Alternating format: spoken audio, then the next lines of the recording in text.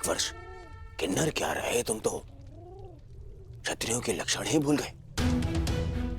केवल समर्थन पाने के लिए तुम क्षत्रिय कुल का अपमान कर रहे हो। तुम तो धरा पर बैठ गए ऐसे। जो इस धरा के स्वामी हैं, उनके समक्ष ब्राह्मण क्या और क्षत्रिय क्या।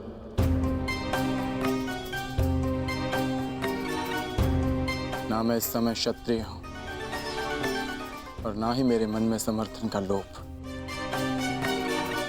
मैं तो केवल इस समय एक भक्त हूं जो अपने आराध्य के चरणों में बैठा है।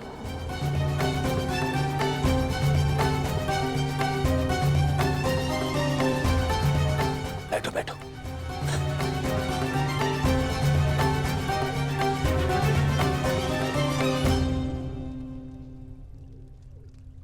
माधव,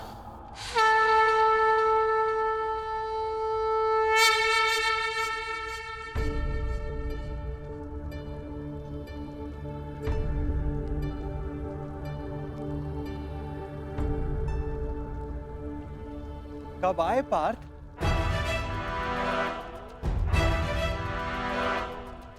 मुझे तो तुम्हारे आने का भान ही नहीं हुआ। आप विश्राम कर रहे थे माधव, इसलिए जगाना उचित नहीं समझा। और तुम नीचे क्यों बैठे हो? इधर आओ, मेरे समीप आकर बैठो। माधव, मैं यहाँ आपका युद्ध के लिए समर्थ। अरे ठहरो, यहाँ पे पहले मैं आया तो समर्थन मांगने का अधिकार मेरा है। अरे दुर्योधन, तुम भी यहाँ हो? आश्चर्य। आश्चर्य? आश्चर्य तो मुझे हो रहा है। मेरे आने पर तो आप उठे नहीं और अर्जुन के आते ही आपकी नींद खुल गई।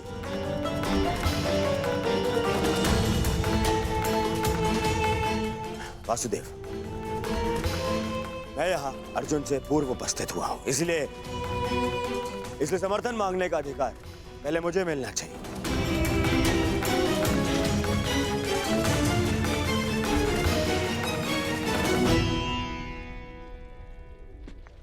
ये तुम्हारा मत है दुर्योधन, परंतु पहले मैंने अर्जुन को देखा, इसलिए मांग रखने का अवसर पहले अर्जुन को ही मिलना चाहिए।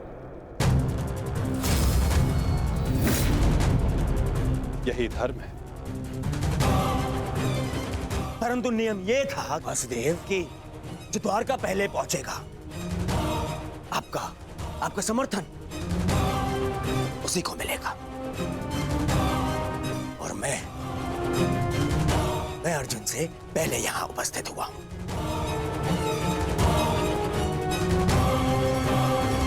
कदाचित तुमने नियम ठीक से नहीं सुना था दुर्योधन।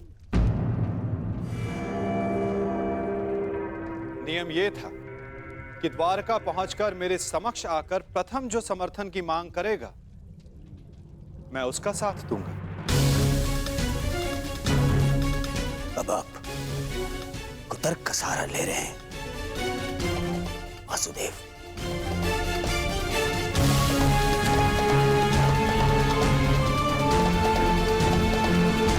जानता था मैं कि आप पक्षपात अवश्य करेंगे। आरोप मत लगाओ माधव पर।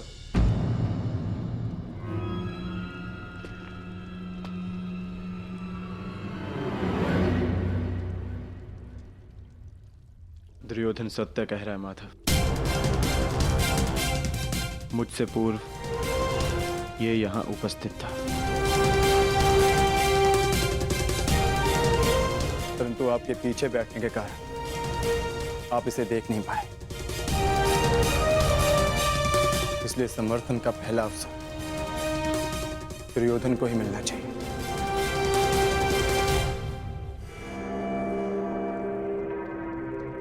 कुछ समझ में आया दुर्योधन? कुछ मांगने के लिए अहंकार नहीं, विनम्रता होनी चाहिए।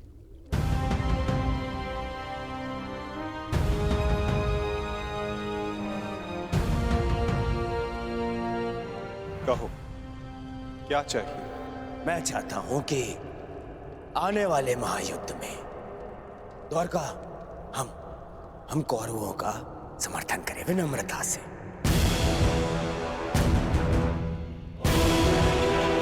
अपनी मांग पर अडिग हो? हाँ, अडिग हूं। मेरी यही मांग है। मैं चाहता हूं कि महायुद्ध में द्वारका हम कौरवों का समर्थन करें। ठीक है, तथास्तु।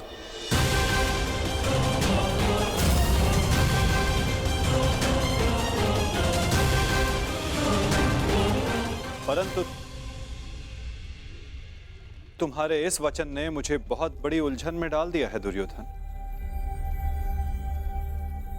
अब मुझे हस्तिनापुर के साथ साथ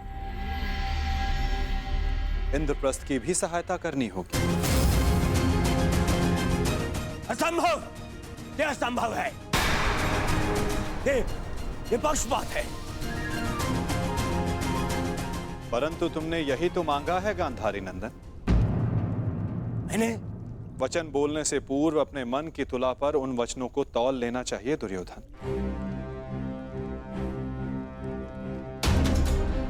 तुमने कहा कि कौरवों को द्वारका का समर्थन मिलना चाहिए। अपने द्वेष के कारण तुमने पांडवों को सदा भिन्न माना।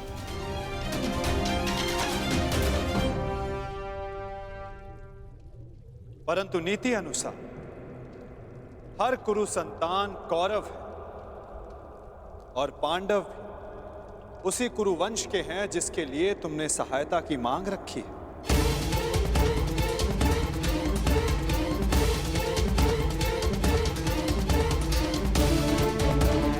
इसलिए मुझे अपना समर्थन दोनों पक्षों में बांटना होगा।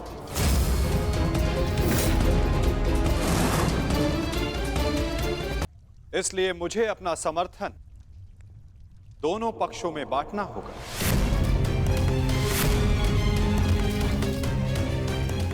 क्या करूं? पक्षपाती होना मेरे स्वभाव में जो नहीं। पक्षपात तो कर ही रहे हैं आप। हम दोनों एक दूसरे के विरुद्ध खड़े हैं। तो स्पष्ट कीजिए, हम दोनों को एक साथ कैसे समर्थन देंगे आप?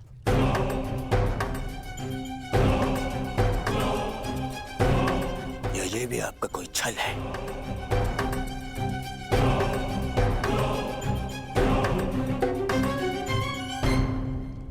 विभाजन से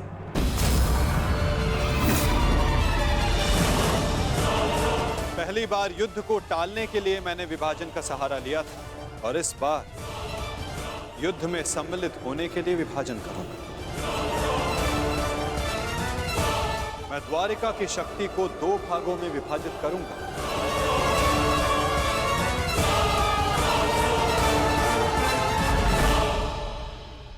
एक ओर होगी मेरी शक्तिशाली नारायणी सेना जो कभी पराजित नहीं हुई।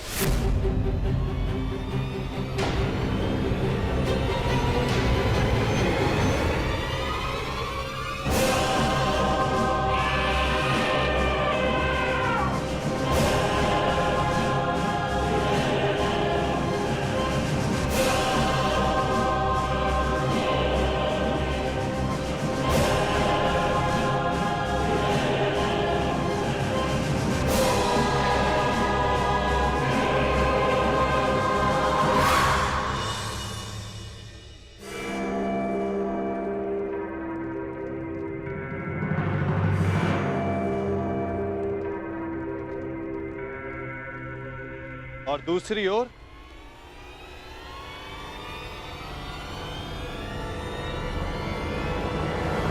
केवल मैं।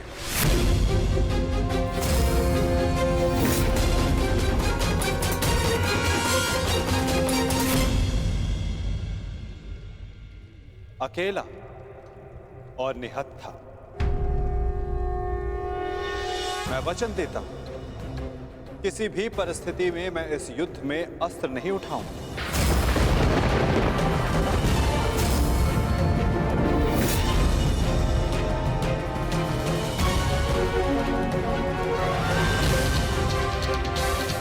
ना ही धनुष, ना गदा, ना खड़ग, ना ही सुदर्शन चक्र। मैं मैं किसी भी अस्त्र का प्रयोग नहीं करूंगा। क्या आप युद्ध में अस्त्र नहीं उठाएंगे? हाँ दुर्योधन, सही सुना तुमने।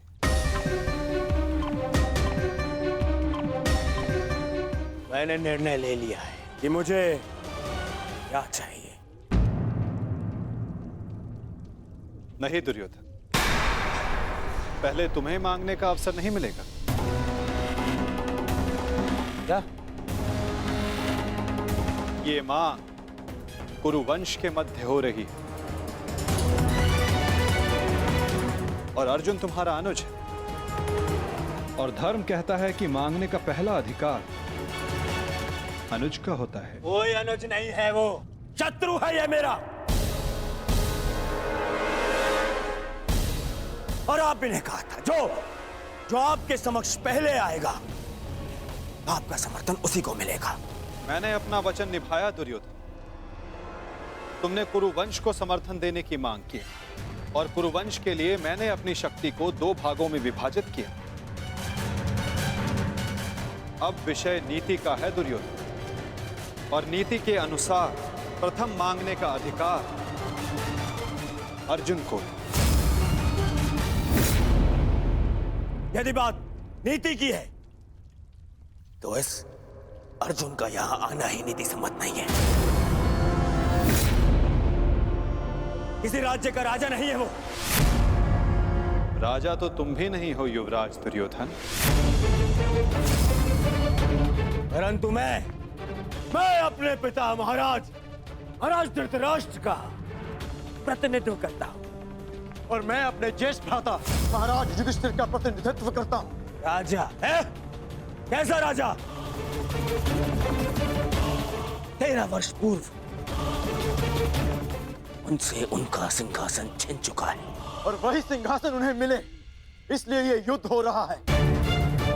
तो यदि तुमने राज्य लौटा दिया होता तो ये युद्ध कभी नहीं होता। यदि अज्ञातवास पूर्ण किया होता तो राज्य अवश्य लौटा देता।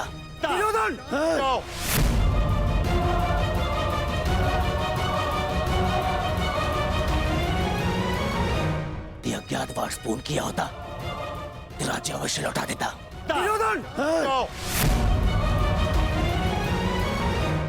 शांत हो जाओ तुम दोनों। ये मत भूलो कि तुम दोनों यहां अतिथि हो, और अतिथि की मर्यादा होती। अपने अतिथि के घर पर यूं झगड़ा करना तुम दोनों को शोभा नहीं देता। तो जैसा कि मैंने कहा, अर्जुन को प्रथम अवसर मिलना चाहिए। आप चाहते हैं कि अर्जुन को नारायणी सेना चुनने का अवसर मिले। मुझे क्या चाहिए इसका निर्णय तुम मत लो दुर्योधन। माधव, आप अस्त्र उठाएं या ना उठाएं, मुझे मेरे पक्ष में केवल आप चाहिए। मुझे नारायणी सेना से कोई मोह नहीं। यदि नारायण मेरे साथ है तो मेरे लिए पर्याप्त है। मुझे आपकी सेना का नहीं, आपका समर्थन चाहिए।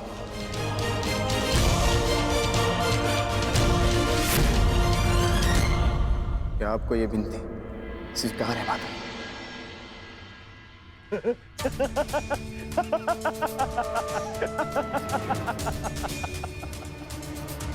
अब समझा मैं।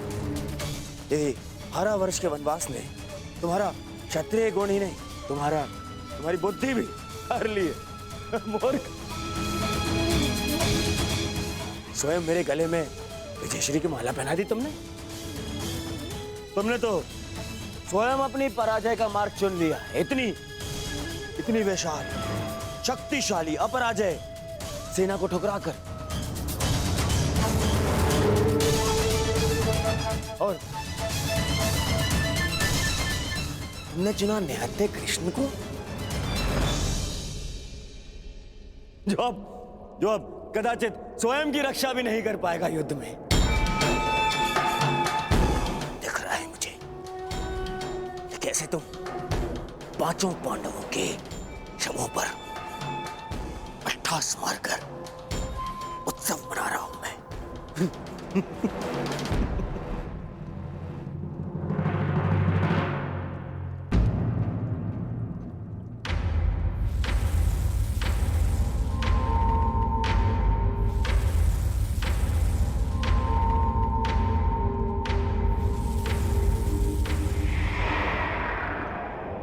कृष्ण मुस्कुरा रहा है।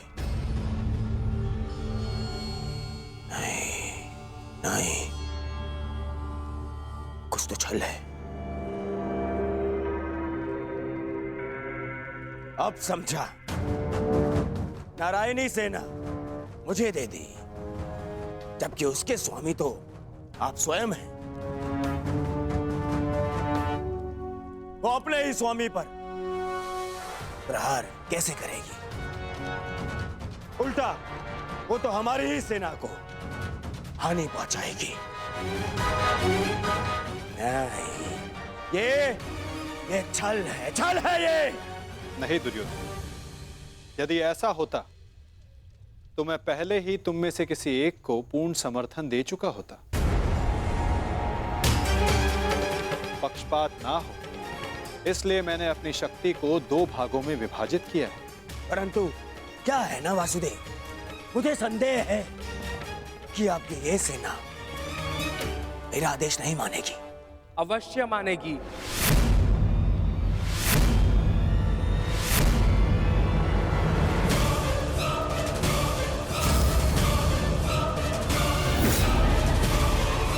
क्योंकि मैं नारायणी सेना का नेतृत्व करूंगा। वसुरश्री,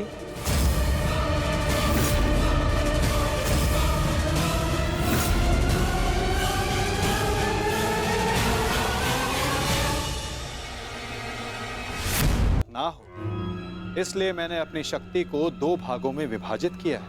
परंतु क्या है ना वासुदेव, मुझे संदेह है कि आपकी ये सेना मेरा आदेश नहीं मानेगी। अवश्य मानेगी।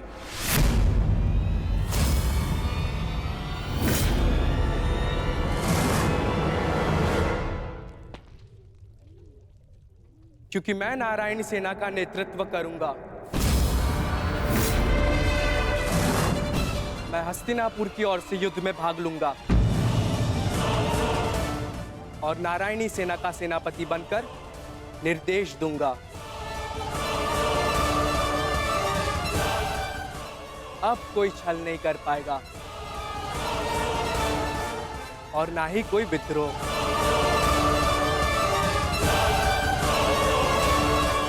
अब तो आपके मन में कोई संदेह नहीं है ना स्वसुरश्री? अब कोई संदेह नहीं।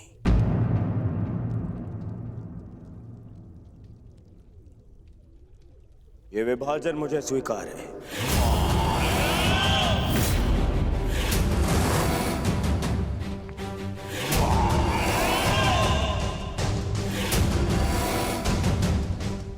हस्तिनापुर नारायणी सेना की प्रतीक्षा करेगा। अब मुझे आज्ञा दीजिए, बहुत कार्य शेष है, तैयारियां करनी है। विनम्रता से।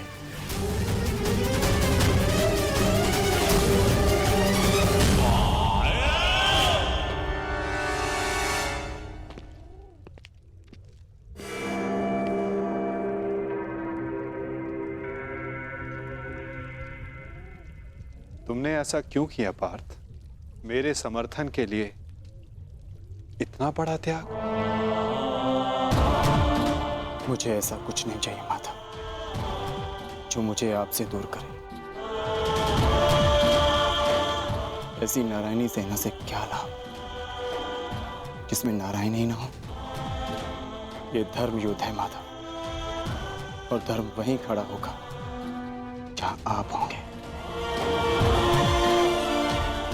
और धर्म की विजय कोई भी सेना नहीं रोक सकती। आप सदैव हमारे मार्गदर्शक रहे हैं। मुझे विश्वास है कि आप विजय का मार्ग अवश्य दिखाएंगे। मैं प्रतीक्षा करूंगा। मुझे ऐसा सुनकर अति प्रसन्नता हुई अर्जुन। लंबी यात्रा से आए हो, बहुत थक गए हो, जाकर विश्राम कर लो, कुछ प्रहर बाद चले जाओ। प्रणिपात।